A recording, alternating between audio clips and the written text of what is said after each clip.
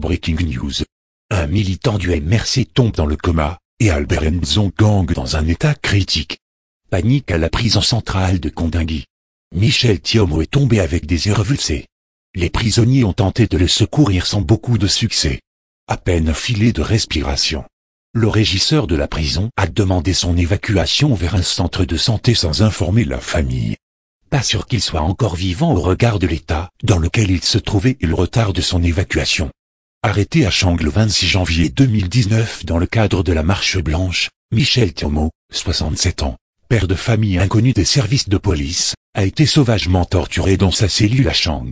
Déporté au XO, il a encore subi des conditions de détention inhumaines.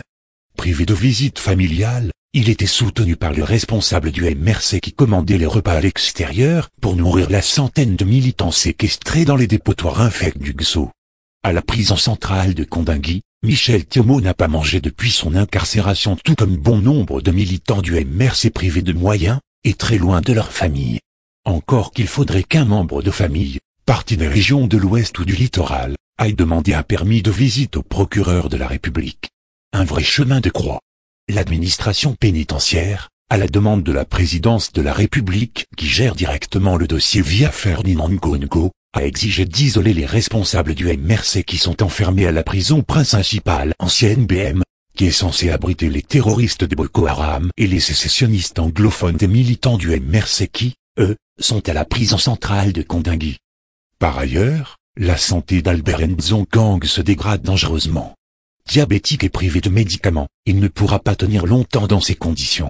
Il ne pourra pas non plus se rendre à Paris où il avait rendez-vous à l'hôpital Georges Pompidou où il était attendu pour effectuer un bilan de santé le 26 février 2019. Voilà donc des prisonniers politiques qui vont mourir en prison pour n'avoir fait que marcher comme c'est reconnu par la Constitution, qui de surcroît n'avait aucune arme et n'ont détruit aucun véhicule de police.